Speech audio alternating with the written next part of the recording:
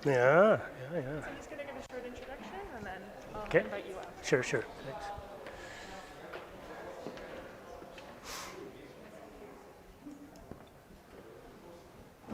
Hi, everyone. My name is Natalie. I want to thank you all for being here today. To start us off, I'd just like to acknowledge that we are currently seated on traditional territory, and I want to be thankful for the opportunity to live and learn here in this Tanaka land. I want to start off with a couple of housekeeping notes. So thanking the East Kootenay Community Credit Union for their funding for our Ed Talks. This is a series of 6 talks that we're putting on. Hat is our second. Every month we'll have a different speaker here in our Royal Alexandra Hall. And also we are live streaming this event because it has been in such big demand. So to everyone out in the webverse, thank you to the College of the Rockies who supplied the equipment for the live stream. As far as COVID goes, as you can see, your seats are all socially distanced. Thank you for wearing the masks throughout the talk. We really appreciate it. And if you need to go to the bathroom, it's just down the hall. You'll see a set of small stairs, and through the set of double doors, you'll see both the women and men's bathroom out there. Now that is all settled, I'd like to welcome our speaker, Pat Morrow, to the stage. Born and raised in Kimberley, now residing in Invermere, he is a mountaineer who has traveled the world seeing the most beautiful peaks and valleys, and thankfully we're having him today to talk about what is right in our backyard. So without further ado, thank you, Pat. Great, thanks, Natalie. Yeah, I'd like to thank Natalie and the Historic Society for inviting me, and it's so nice to see so many familiar faces in the audience. Just kidding. So many familiar masks in the audience. And thank you very much for coming, and under the conditions, I hope the only bug that we catch tonight is the adventure bug. When Natalie invited me to come down, I had a number of possibilities of topics that I could share with you, and I figured that to do something local, because I think in this day and age of the localness of what the reality is, that we're really restricted to exploring our beautiful backyard, and we're so fortunate that we live in where we do. I couldn't imagine, someone living in a city, for instance, being confined to their residence, or within a certain narrow parameter of place that they have access to. We can pretty much go out our back door. So this show I gave a year or two ago at the Wings Over the Rockies Nature Festival in Invermere. How many people have been to that or have heard about it? I'm on the board of that organization, and I'm happy to say that we are planning to have some form of event festival next spring, and the date is May 10th to 16th. And as we get closer to the date, we'll be announcing what events are open. There will be a number of outdoor events and a few presentations, but I think it'll be more on the smaller groups and doing things, in bubbles around Invermere. So yeah, I just thought I'd give you a heads up that we're aiming toward having a festival next year. Now, as a teenager growing up in Kimberley, I fell hard for the challenges of climbing and ski mountaineering, and have followed those pursuits to the exclusion of nearly everything else for the past half century. However, I'm happy to report that over time, my appreciation for the vital role played by the natural world in the valley bottoms has increased exponentially. When you think about it, the relatively sterile environment above tree line can support only a fraction of life found at lower altitude. All it's taken to increase my connection to nature is to embark on casual walks and paddles right out the back door from our home in Wilmer, just north of Invermere, above the Columbia Valley wetlands. The wetlands provides a huge life support system for not just wildlife, but humans as well.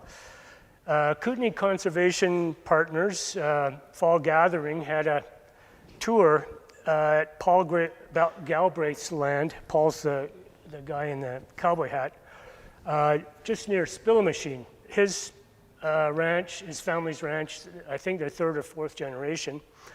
Their ranch and several others have had multiple dams on this little Frayling Creek. And that had blocked the kokanee salmon and bull trout and cutthroat trout from swimming up to spawn. So they are recommissioning as many of these drainages into the Columbia River as possible, and Frayling Creek is one. And each ranch now has its own irrigation system where they can dip a pipe into the stream for 3 or 4 hours in a day. They have regular kind of schedule, and get all the water they need for the next 2 or 3 days. So it's really neat to see that they're rewilding parts of the trench. The wetlands extend 150 kilometers from Canal Flats north to Golden, up the Rocky Mountain Trench, and it's of international environmental importance. Since our governments have demonstrated over and over again they're incapable of looking after our precious natural resources, I think it's incumbent on us citizens to do everything in our power to pressure our elected officials to do the right thing and take steps to enforce laws that already exist to protect what's left. And in this presentation, I'll take you on paddles, hikes, and scrambles on either side of the wetlands. In this case, most of what you can see from Invermere, but here in Cranbrook, Kimberley area, you've got the same kind of opportunities, over in the Rockies or up in the Purcells, to go out and rediscover your own backyard.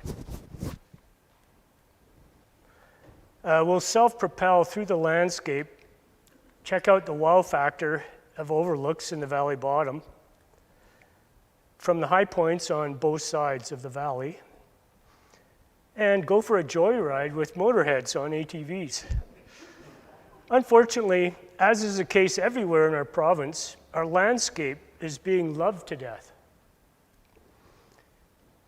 With no oversight from our governments and almost a cult compliance from locals who welcome their thrill-riding Alberta cousin with open arms, we're destroying our natural heritage. And it's not just the motorheads. Unsustainable numbers of family campers have unwittingly gutted vulnerable lakeshores all over the Kootenays. The next photo was taken on the same lakefront several years before. This is at Lake Enid, just near Wilmer. And I took that during a cleanup operation by Wild Site Invermere, when there was still a bit of grass left on what has become a dust bowl now. Through the years, volunteers from organizations like Wild Site and Lake Windermere Rod and Gun Club have worked with Ministry of Forests, Lands and Natural Resource Operations to mitigate the abuse. It's an exhausting chore to try and keep ahead of the local and out-of-province nature lovers. At Lake Enid, not only did recreational vehicle users destroy the sensitive marsh area, but noise and high-speed motion from their machines drove wildlife away. So with materials donated from local suppliers, hardworking volunteers turned up to install a boardwalk. And here, wildlife photographer Achim Perschwitz has used the boardwalk to catch some intimate photos of a loon family that nests in this little protected cove every spring. I just love that shot. And one of my favorite Wildside events was when Verna and Basil Stevens led a walk to Enid to identify Shuswap traditional edible and medicinal plants. And at the end, they served up some tasty organic treats. There's nothing like a refreshing slurp of hushem made from sopa lily berries. Volunteers rule in this valley, and that's not just in Invermere, but it's down here as well. For example, Doug Charlton, who was at the forefront of the boardwalk construction at Enid, as well as a raptor rehabilitation cage that local vet, Mark Zender, and a colleague initiated for the Project Take Flight Raptor program in 2011. Since then, 118 injured raptors have been brought to the Invermere Veterinarian Clinic, and of those, 41 have been released back into the wild. So that's Mark on the left and his colleague, Judy Burns. And any mice that we trap in our kitchen, we throw in a Ziploc bag and put it in the freezer, and when we have a bag full, we drop it off for the at the vet. So they have, and also dead birds that hit the windows of the house, and so they welcome contributions like that. Now, speaking of raptors in need, I was on a walk in the Wilmer Wetlands with Kimberley wildlife photographer Lyle Grisdale when I shot this portrait of a young eagle. We couldn't believe our luck. Here's a big bird of prey that just sat there and let us get really close. It wasn't until we were right upon it that we noticed it had a broken leg. And we have no idea how that happened.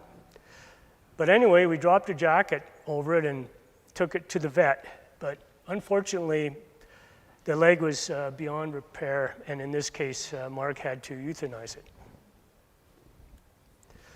Now, over the years, my involvement with nature has become less about taking on physical challenges and more about slowing down and paying attention to details, such as the handiwork of beavers. Does anyone know what these mounds are or what they are about? So this is a beaver lodge on the left, and these are scent mounds that the beaver put up to let other beaver know that the lodge is occupied. And particularly when young juveniles leave the lodge, they go out looking for their own territory. And a couple weeks later, there were 4 more scent mounds sprung up. And so I figured they must be expecting a visit from the in-laws.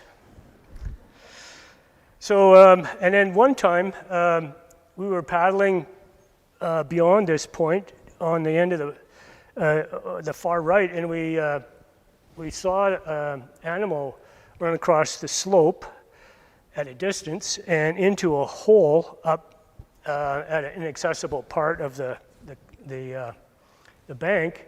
And I thought, that looks really weird, the way it was moving. It looked like a marmot, and sure enough, it was a young hoary marmot that was on its kind of a pilgrimage from the Purcells across the Rocky Mountain Trench over into the Rockies. And when you think about it, that's how these animals over time, found their niches, by migrating. And in this case, it had to swim the Columbia River and through the wetlands to get over to where it was going to be going. But normally they live at tree line, like way up in the Alpine. So it was really cool to see it down there. Another interesting factoid I learned is that around 10,000 years ago, this valley was submerged beneath a huge body of water. And so one of the prominent geological features of the wetlands are the banks of glacial till, attributed to deposits from a glacial dam known geologically as Glacial Lake Invermere. And this diagram shows the lake backed all the way from a glacier tongue that dammed the river at Skookumchuck all the way north past Golden to Donald. And we also know that another lake up to 600 meters deep formed in northern Montana called the Missoula Glacial Dam. and backed up somewhere around Fort Steele. And it held as much water as Lake Erie and Lake Ontario combined. And when it broke, it flooded. It was over there where you see the blue, and it flooded right across Montana, Idaho, and Washington State. And so you can see traces of the flood still in certain places. That must have been one heck of a body surf if anyone got caught in that. And speaking of geographical features, this photo was taken from the hill just above Willmar, about 1900. And a couple things to note is that forest was growing along the narrow banks of this old river channel of Toby Creek. And you can also see on this little island a magnificent Douglas fir tree standing there all on its own. So now, 100 years later, over 100 years later, you can see the same tree, except that it's maybe got hit by lightning and it's a dead snag now, but there's a resident pair of eagles nesting there, and they have been. There are a couple of different resident eagles that spend the winters. Many or most of the other eagles are migratory, and they fly out for the winter. Back in 1974, when I was into hang gliding, I learned how to hang glide in Kimberley.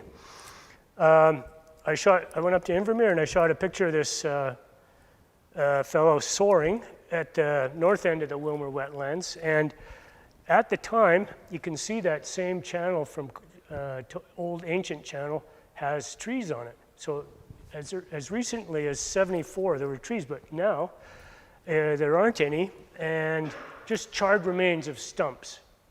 And I haven't been able to find out how the fire was started. But anyway, it's, when you're as old as I am, it's kind of interesting to see things like this change over time. Winters, like right now, right around this time, is when you can move about almost anywhere on foot in the wetland area. And on skates, this is a bunch of friends from Wildside in Kimberley out on Columbia Lake. We went for a skate down toward the end of the lake with the wind at our backs, and when we turned around, it was in our faces, and it took us like 4 times longer to get back. Now, because their dark coats stand out, river otters are more easily seen in winter. There's a family of otters that make a circuit every few days through here. And they're careful not to overfish in any one location. So they only spend like a day or so and then they move on. So it's like a trap line kind of thing. So I got a little bit of footage here.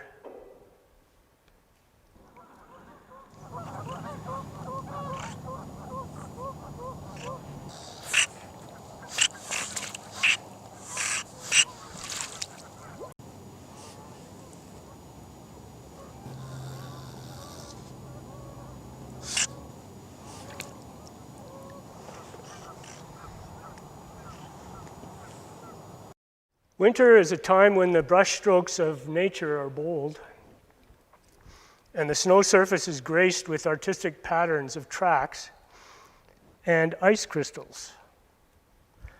Since the ice isn't quite as well groomed as the Whiteway on Lake Windermere, Bob and I have adopted a kind of cross-country ski and skate approach to exploring on skates. And over the past few years, more and more muskrats have appeared on the scene. They build these curious push-ups, which they extrude mud and vegetation up through cracks in the ice with their little paws. And it gives them a protected area, a feeding station that they can feed from underneath the ice, and it protects them from things like otters.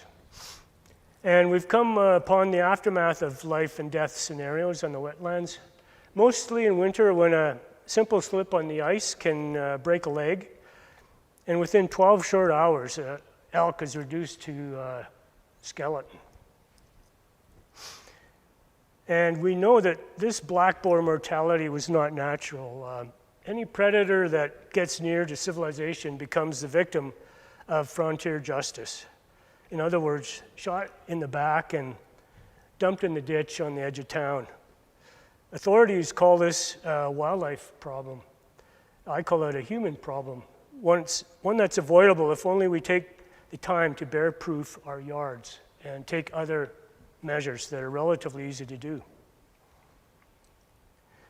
Early one spring, we came upon this painted turtle, hell-bent on getting to the other side of the pond. The colorful demarcation of its belly plate is why they call it a painted turtle. And please don't tell the SPCA that we flipped it over for this picture. We found the remains of turtle eggs in the same area up on the slope.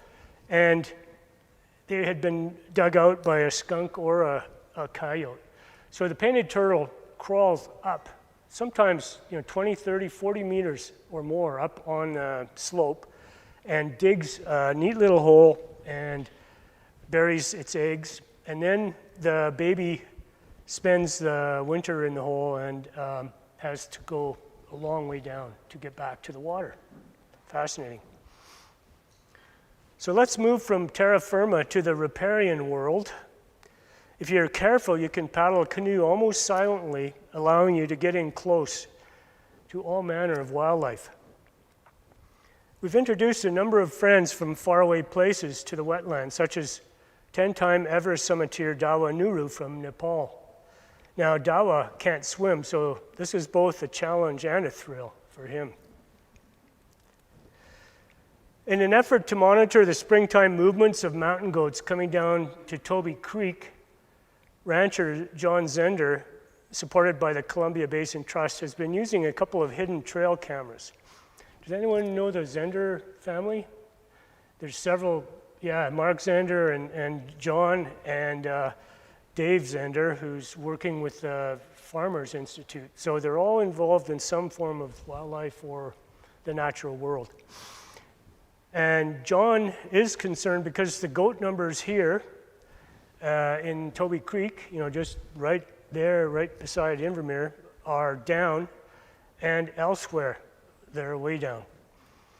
Of utmost importance is their health and welfare, because at the end of a long winter, goats need to boost their body's mineral content, and they make a long pilgrimage from Mount Goldie, which is over this way, actually from Brewer Basin, even further than that. And they come down, this is the Zender farm there. They come down this slope into the Toby Canyon, where there's a mineral lick. But to get, you have to run the gamut of hikers, mountain, and dirt bikers that are trashing the ridge above Panorama Resort. And once in the valley, they still need to cross an exposed power line and road, which is unfortunately the rutting ground of mudboggers. And it's devastating to see a still photo of this environmental damage, but I'll play a generic video clip I pulled from the web to give you a better idea of why any kind of wildlife is scared off its natural habitat.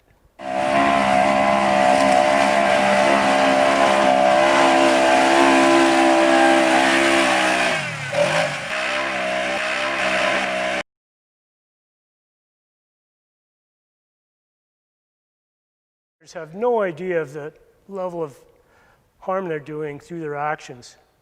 Again, penalties exist for breaking environmental law, but our governments have demonstrated over and over again they're completely powerless to enforce that law, which makes them complicit.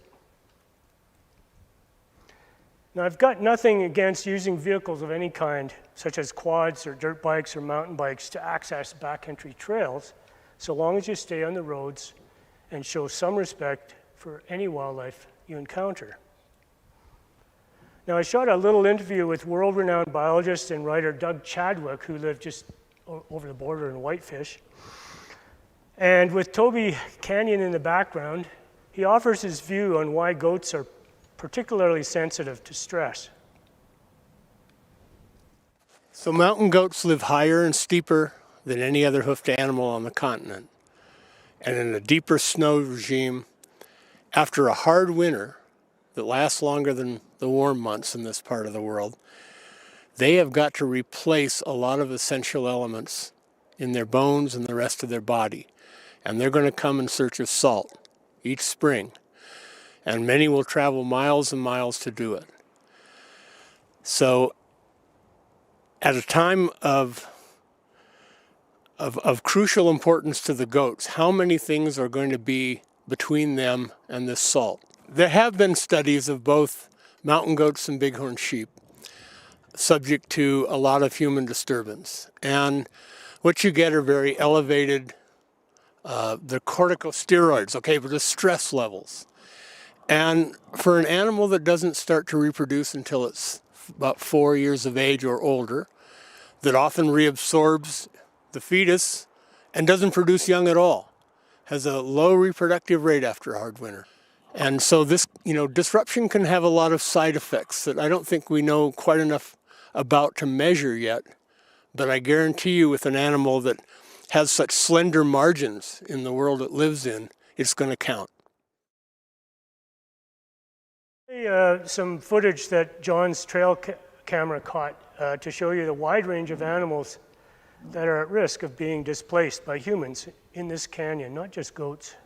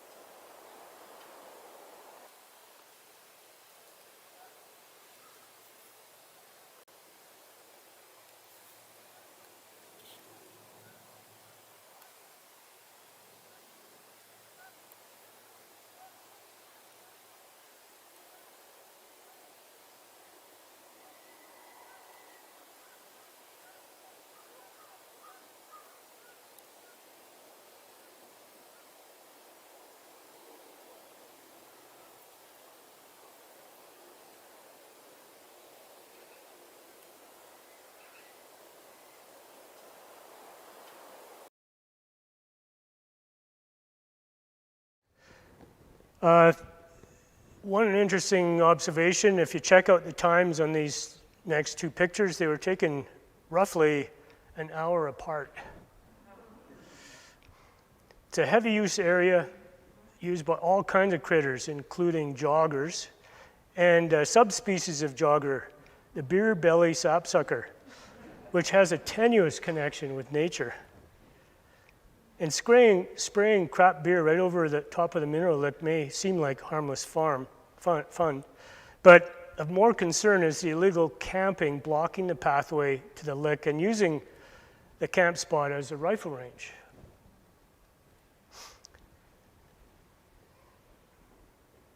Okay, so I'm just going to show a really cool series of images of the mineral lick. And again, this is the Zender's farm, and the mineral lick is in Toby Creek right there, and the goats have come down off of Mount Goldie. But this is imagery captured at the mineral lick. Much of it is in the middle of the night with an infrared camera.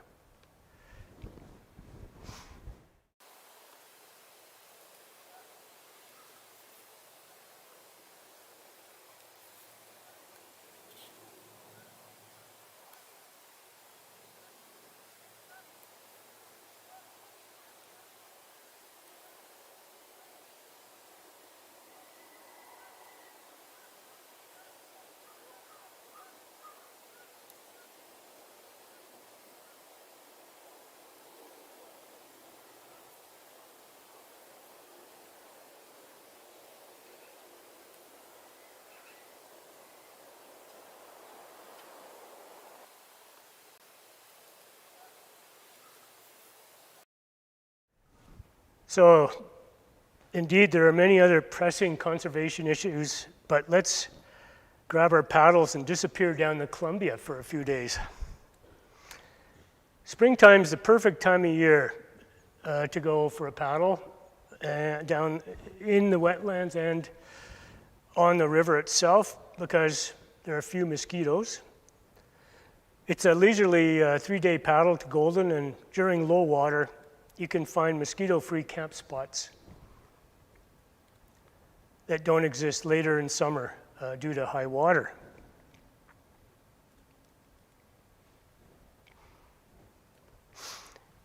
It's a lovely, almost effortless way to connect with nature and yourself. In the autumn, one of the highlights for me is the Columbia Salmon Festival, based on the history and future of salmon in the upper Columbia. These are spawning kokanee, the tiny landlocked salmon we have in our streams and lakes, remnants of their much larger ancestors before the dams were built on the Columbia.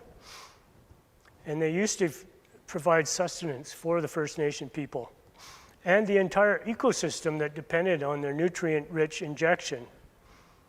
The first dam was the Grand Coulee Dam built in 1942. The Salmon Festival is for young and old and kicks off with a canoe brigade arriving at Kinsman Beach and concludes with a salmon feast and powwow held at the Shuswap Big Band Big White Tent beside the highway. So it's time to stretch our legs and hike from the valley bottom to overlooks on both sides of the Rocky Mountain Trench. So I've chosen some of my favorite hikes that you can see from our house. Straight across the valley, there's a cliff that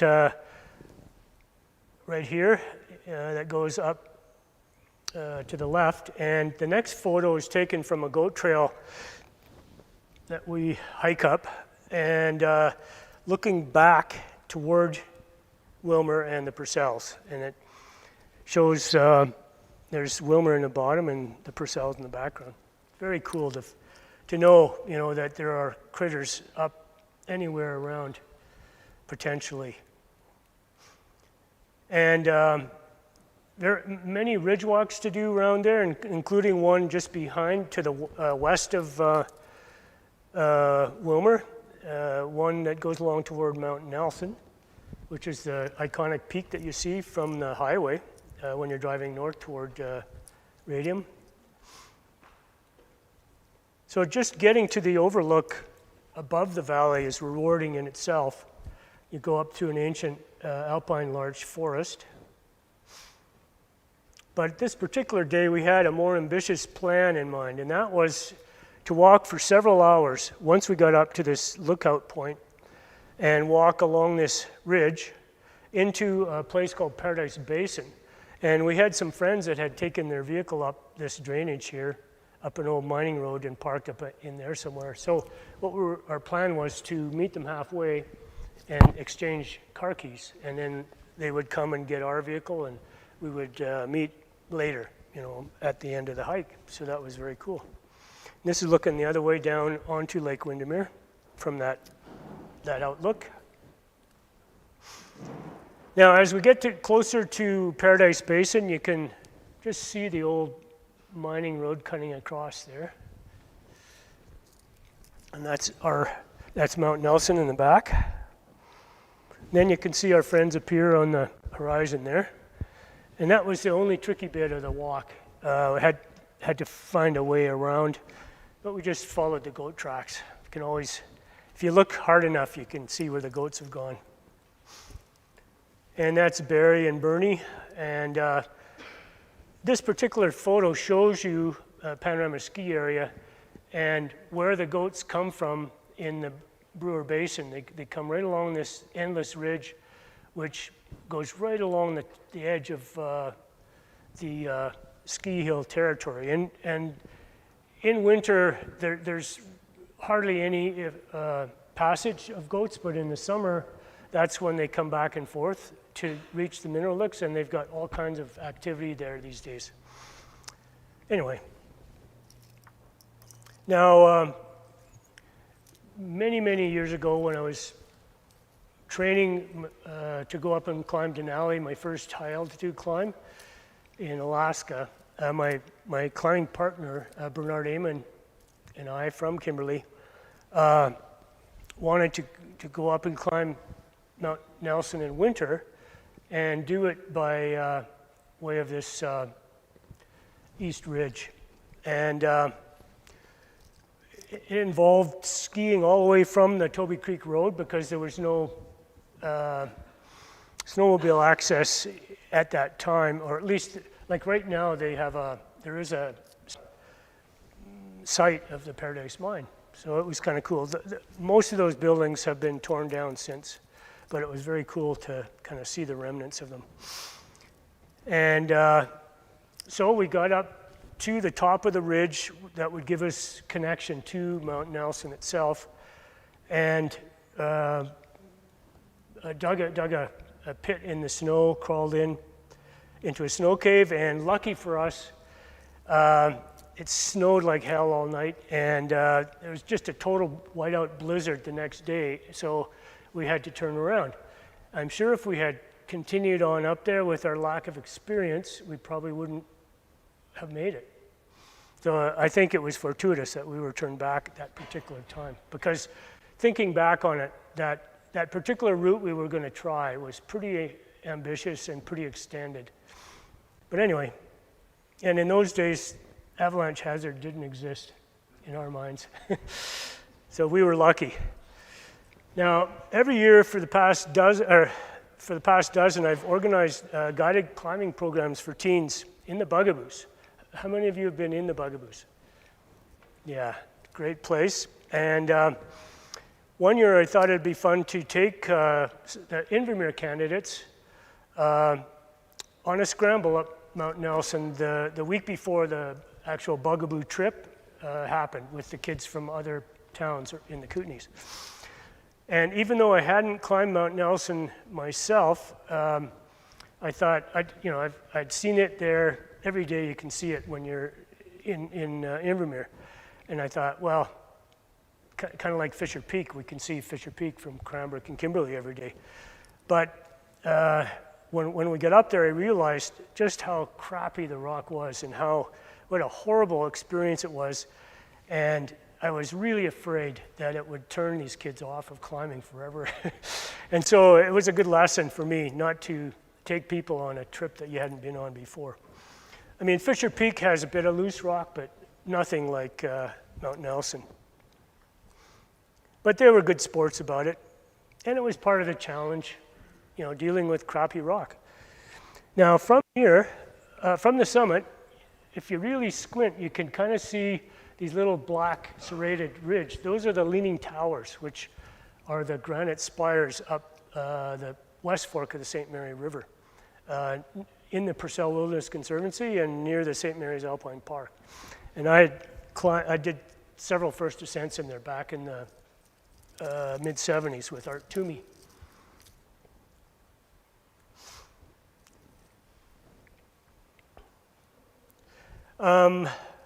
Anyone know why they named this peak Red Streak?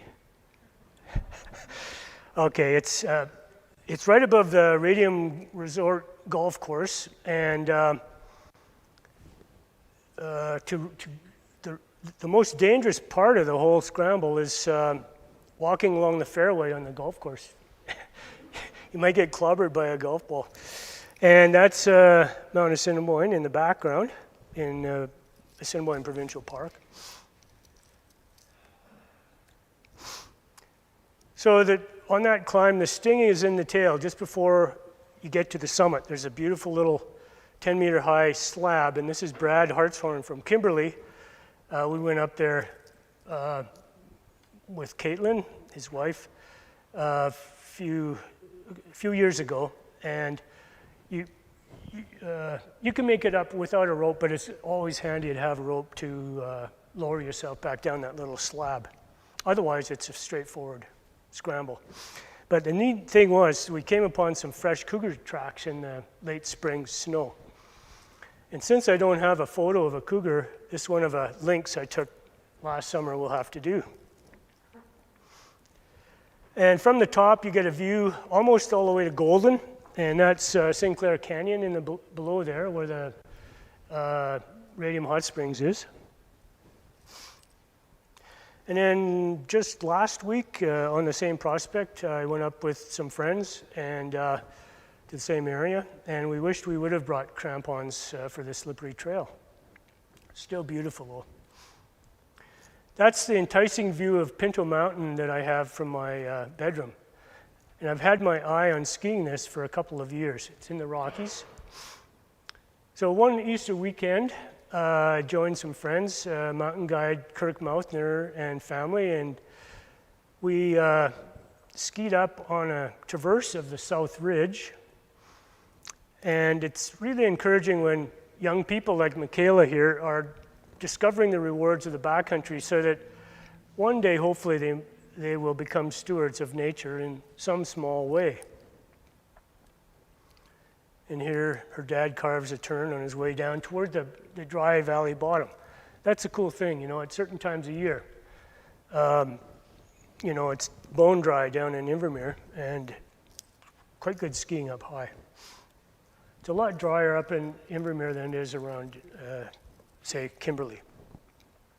Now in summer, the scramble to the top of Pinto is becoming popular, and you can see Assiniboine and AYE and Eon in the background from there. And so this summer, a friend by the name of Mike Baker and I went and had a look at Mount Eon. We climbed the classic route right up the west face.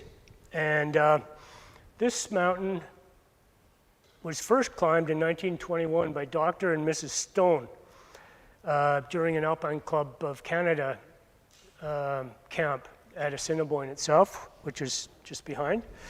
But unfortunately, Dr. Stone, when he reached the summit, untied from the rope for some reason, and then when he was coming back down, he slipped and he fell, and he went ragdolling through the air and disappeared, and his wife was stranded up there.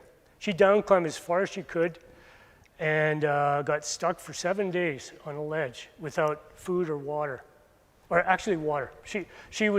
Luckily she had meltwater to drink from the rocks, and eventually one of the Swiss guides came and rescued her, and then Conrad Kane, the Austrian guide from Wilmer, turned up and brought the body down. But for Mike and I, it was just sheer joy. We had good step kicking most of the way.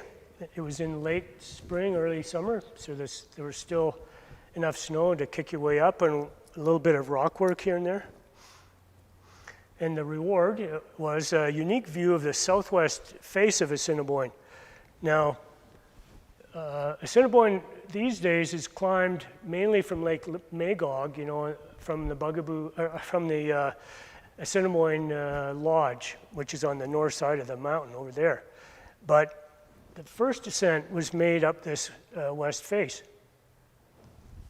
It's a bit easier climbing, but it's a long way around. That's why no one bothers to go there anymore. But it was quite neat to see that angle on Assiniboine itself. Now Fairmont Peak and the Fairmont Range is quite a big elevation gain from the valley bottom. However, by taking a logging road from the Kootenay River side, it puts you within striking distance of the highest in the range, which is Mount Fairmont. And I was up there again this summer, and Washout has added a couple hours to the approach hike, which keeps the numbers of people down somewhat. The first time I went up, my partner and I didn't really know where the normal route was, so we ended up climbing the East Ridge, and it turned out to be a new route. And then it put us on the Summit Ridge, which gives you this great view of the wetlands from Columbia Lake that flow into Lake Windermere. And that's where the normal route goes, up this gully on the south face. A few years ago, a couple friends did a magnificent 2-day traverse of this jagged ridge along here, which called for a rope in a couple places. It's not as hard as it looks, but they did it in late spring when there was still a little bit of snow up there that they could melt for their bivouac. The one night they camped up there. And then you turn around and look the other way. This is the Kootenay River drainage. It flows in down here into the trench, and that's Columbia Lake there. Now, I just wanted to share a really nostalgic trip I did to a mountain down in this area called Mount Mike with a couple of dear friends from Kimberley, Lila and Bob O'Brien. Did anyone know the O'Brien family? Bob's son, who's also called Bob O'Brien, was a doctor. He is a doctor, I guess. But anyway, Bob O'Brien got me into climbing in the first place at St. Mary Lake when I was a teenager. And so in this case, we had our heart set on getting into this mountain to make a first ascent of it. It was 1969, I think. And we drove way up the White Swan River drainage in their decidedly non-SUV. And noticed the Trapper Nelson backpack there. That was my high-tech climbing pack. And that's Mount Harrison, which is the furthermost 11,000-foot peak in the Canadian Rockies. And some young skiers from Kimberley have skied the North Face. I think it's a 2,000 vertical meter couloir.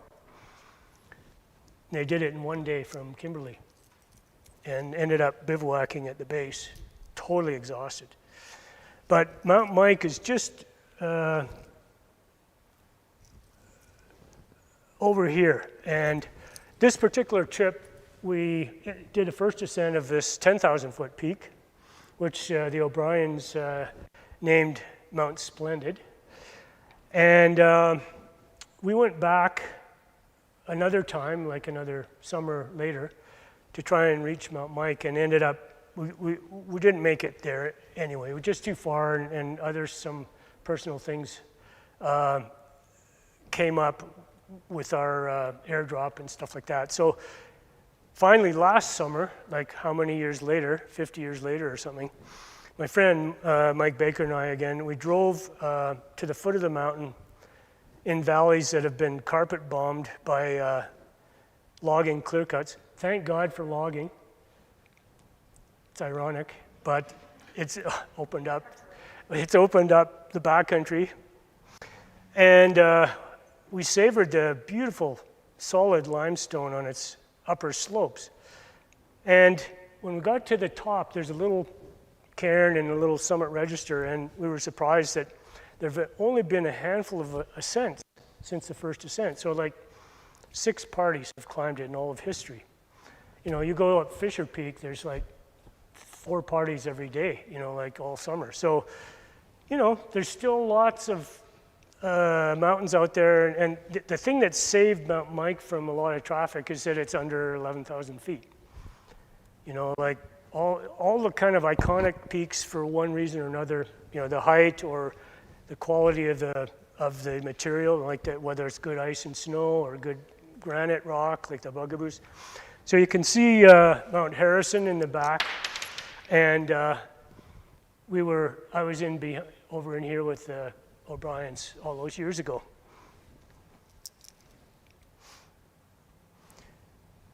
And when we were rappelling back down part of the mountain, over Mike's shoulder there, that's Fisher Peak, and then the Dibble Glacier, and backside of the steeples. And finally, here's a springtime ascent of a minor peak just north of the Fairmont Range. In the past few years, I've avoided naming easy-to-reach destinations like this because of the increasingly negative effect of over-tourism. Let's face it, the possibilities for hiking and scrambling in our mountains is endless. So in order to spread ourselves a little more thinly with less impact on the land and wildlife, I feel we should use our imaginations to find our own special places and to tread softly and in small numbers. Besides, it's extremely rewarding when you dream up with your own adventure objectives and figure out the logistics to get there for yourselves. Like it or not, this is where all of humanity is headed. Just a couple drainages to the west, people far outnumber the wildlife that used to live in the Okanagan.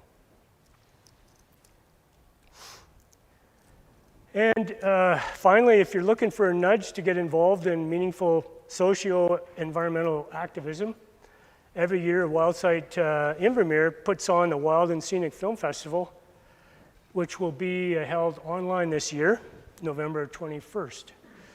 And the films have all kinds of ideas on how to turn the runaway train around, and will be available for 7 days following the 21st if you can't watch them on the 21st.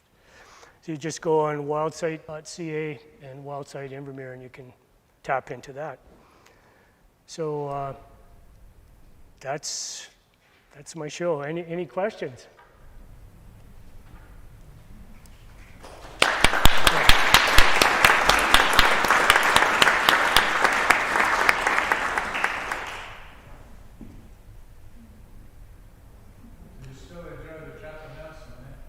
Sorry? You still enjoy the Trapper Nelson? I enjoy it when it's in a historic photo. No, all those old packs were murder on your back. You know, when you got them loaded up, it was really hard on your body. But that's what all the old timers used, like Conrad Kane, the Austrian guide. He would go in when he wasn't guiding climbing in the summer, he would go trapping in the winter. And he would snowshoe all the way up to the top end of Toby Creek and the top end of Jumbo Creek. And he made the first winter ascent of Jumbo Peak, which is an 11,000er, in 1919. And he snowshoed all the way in from Wilmer, where he lived.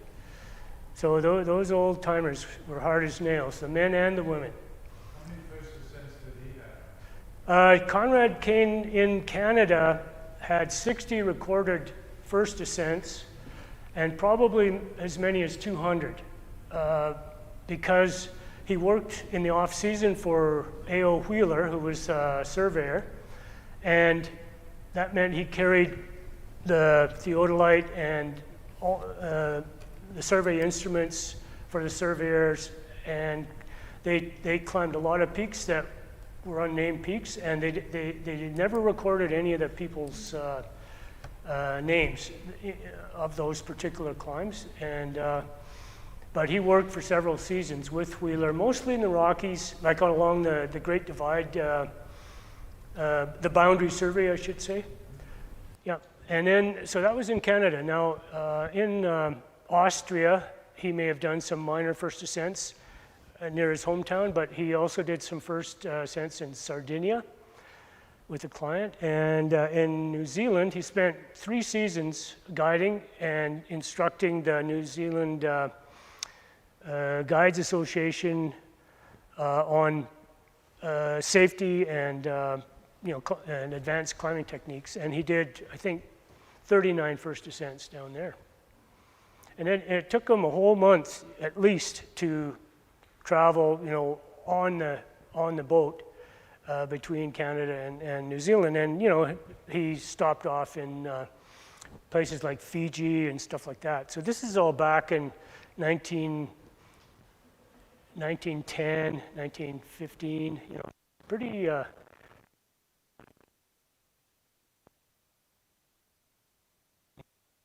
And all the access in those days in New Zealand and in Canada was by horse.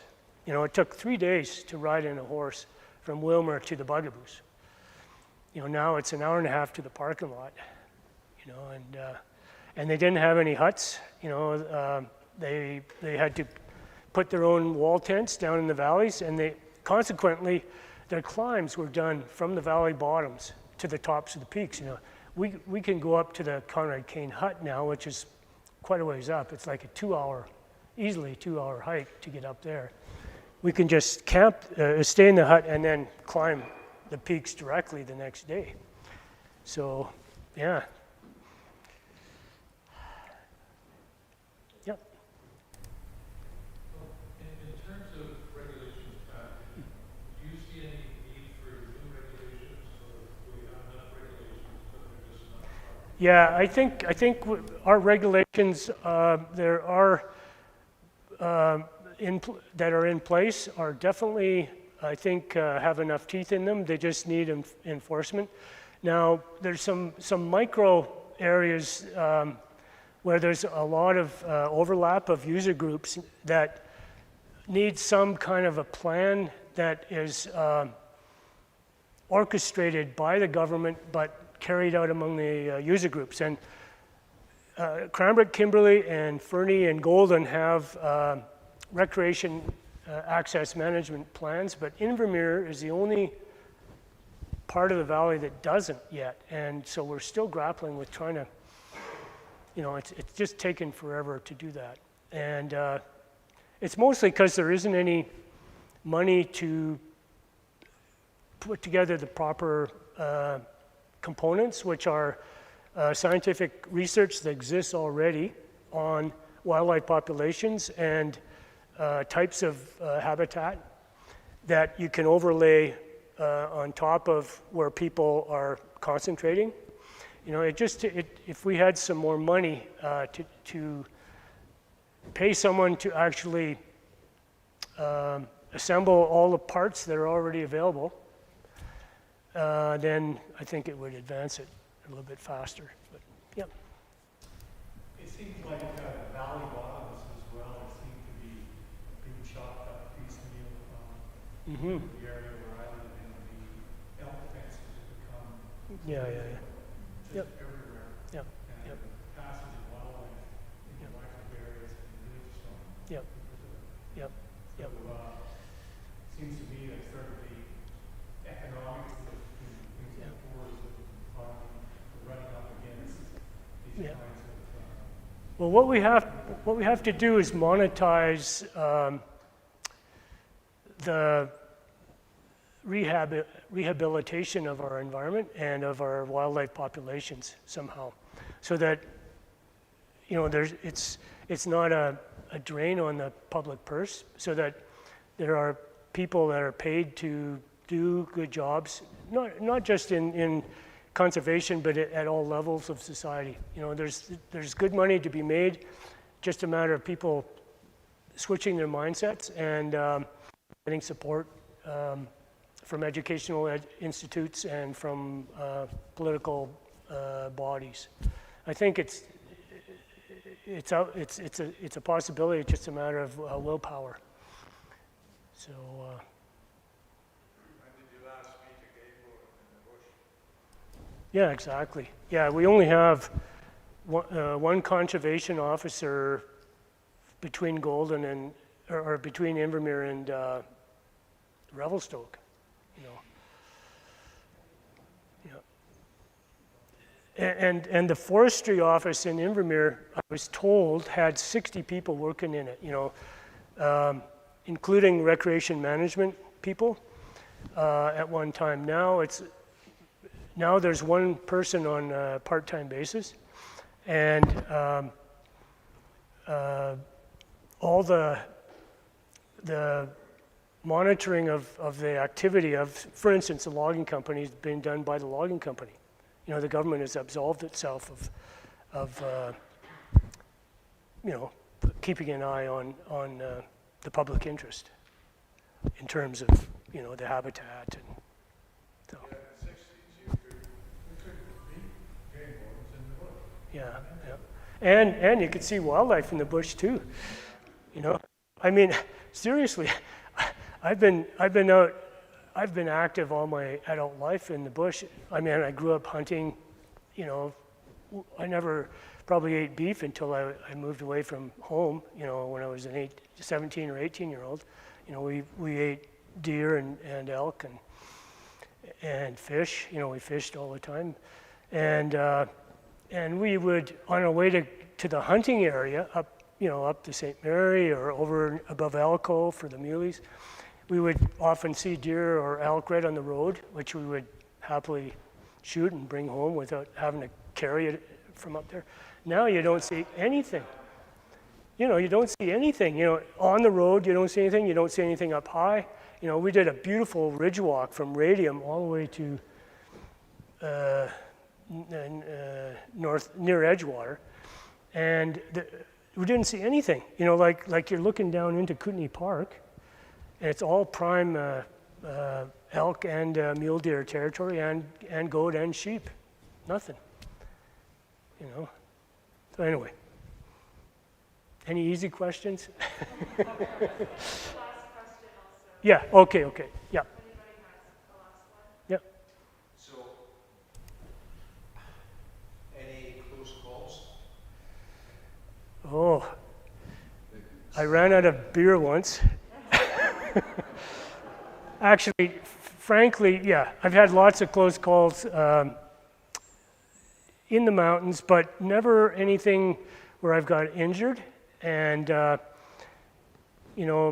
all my injuries, I'm happy to report, or I'm kind of sad to report, happened in or around the house. Broken arm, various stupid things. But anyway, yeah, I'm lucky. I've been very lucky. So, and there, I was going to mention that Wildside Invermere got a bunch of Kootenay mountain culture magazines extra, and so I brought them down. So if anyone on your way out wants to pick one up, there's some great stuff in there as usual. So you're welcome to grab one on the way out. So let's do one more round of applause for Matt. Thanks.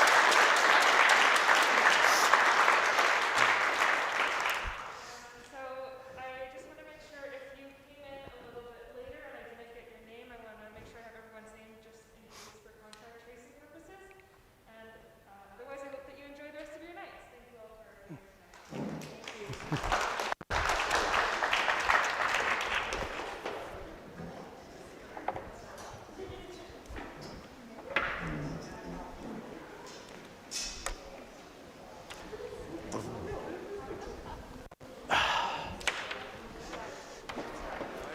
I was a mining expedition from the Yukon right down to Virginia City and was Union Carbide. I was always in the bush. Occasionally I got high up. Yeah. I did a couple of summers exploring with Kaminko too. That was great. This is beautiful material. People talk about going to heaven, and it makes, for so many reasons that sort of talk is nonsense because we actually live in it. How could you get any better? Yeah. This thing is to appreciate what you've got, isn't it? Yeah. So thanks very much. Thank you for coming.